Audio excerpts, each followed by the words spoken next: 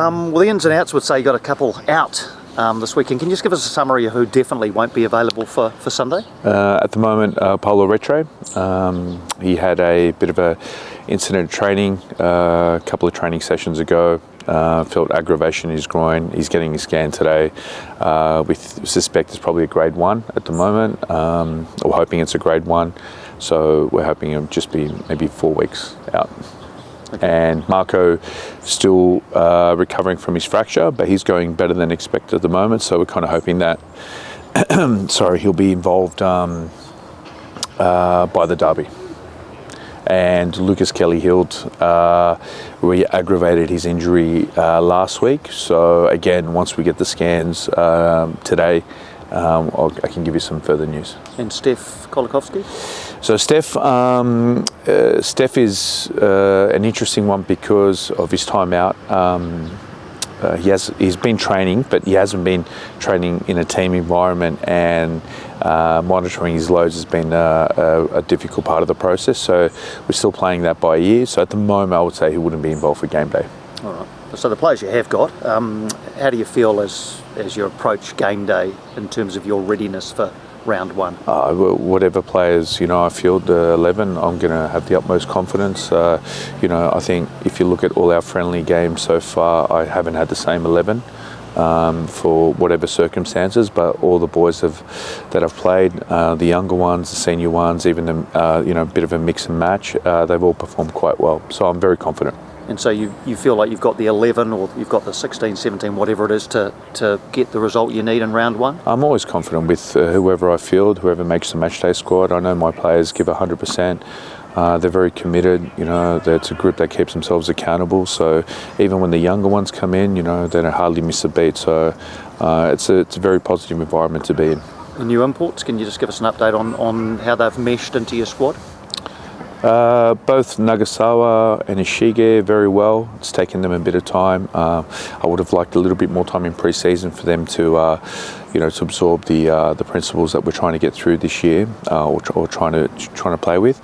But they've been doing very well. And Joshi had a little bit of sickness, which kind of halted his progress. But every game that he plays, I'm always more and more confident. He's a great addition to the squad. So those three have been very positive additions. And just a quick one on Western United. Not that I've seen a lot of them, but it feels like they might press a bit more than perhaps they have previously, given a bit of a look at some of their pre-season games. Is that what you expect from them? I wouldn't say they're more forthright in their press. I think it's more in pre-season you see a lot of teams a little bit more on the front foot. I would be surprised if they're travelling away and want to be on the front foot, because then that also is dependent on size of your squad and making subs. So I think they'll be cautious, to be fair. I'm not expecting them to be, guns ho from the start. So again, we're prepared for anything they put in front of us. But I think it's pretty much the same as what they were doing last year. How would you describe this pre-season? It sounds like with the injuries now on top of it, it's been fairly chaotic. Last year, and it's probably the last time I'll speak about last year. Last year I had the advantage where I had 3 months of no interruptions, and I had the same squad, for the 3 months, and I can control everything they did. Unfortunately, this pre-season we've had, I think, 3 to 4 windows outside our control. Last year we had hardly any players in contention for the national teams, and now every player is in contention, which is a great thing. But because of those windows, we've had less time to get everyone together, and due to the lateness of signing the imports as well, just getting them all together at the same, in the same place and working on the stuff that we need to, and building that chemistry cohesion has been difficult. But again, it's more on the coaching side, an opportunity for us to be more thorough in our process and more detailed, and getting more out, more bang for buck in terms of the content and our teaching points. But again, I feel as though the group is very it's further ahead than what I expected with all those interruptions. And with Marco, so when you signed Kolakowski, you mentioned that you were building the team around Marco. With him out, is there a like for like that you can bring in, or does that change the way you play quite a lot? The principles stay the same. Just the dynamic and the sort of the interaction and relationships the players have. So Marco's more of an interesting player on the creativity side. So there's a little bit more, I would say, freedom in those like out of pocket areas, which is, without getting into the tactical side, it's more recognition of space where he's very good at that. Whereas now I'm Kola, for example, or Bawley or Ishige, they're different types of players. So then I have to suit our endpoint more towards the the way their characteristics are. So I think I've set up a few alarms there. And so with his injury, is it going to take quite a bit of time because I guess even if he is ready for the derby, is it going to take a bit of time to ease him in? And considering he is a big, important player, are you still confident there's enough runway for him to have success? Yeah, I think it's very early on in the piece. I think, as a team primarily, I think we need games. We need to keep moving forward in terms of building the cohesion, and then Marco's obviously a big part of that. So are the other players, but again, it's going to take him a little bit more time and integration also getting comfortable building minutes. So I think at the start you'll see him have more cameo appearances, and we'll build his time from 20, 30 up to a good half, and then once we get him up to about 60, 70, I think that's where you'll see the best of him. Yeah, and in terms of the squad, Jaden Smith and Nathan Walker have been included in the squad. Saw a bit of Nathan in the cup. But what can you tell us about those two? Are they in frame to maybe take the field? All the players are in contention. The ones in the ends. I still haven't made a final decision on the game day squad. I think Walker provides a different dynamic to a lot of the other boys that have been training. He's very quick. He has a bit of an X factor about him. He's fearless as well. I think once we polish some of that skill set that he has, I think he's going to be a very effective player for us. Again, with those young players that are coming through, it's more about time and giving them the right opportunity. And I want them to. I want to give them a platform. I don't want to throw them in the deep end where there's a higher expectation. I want to integrate them so that whatever time they get as well, that it's more beneficial for long-term development. So I have to weigh those things up. To throw him in the deep end and start him, and then we're a little bit green everywhere else, I think is a little bit premature for him.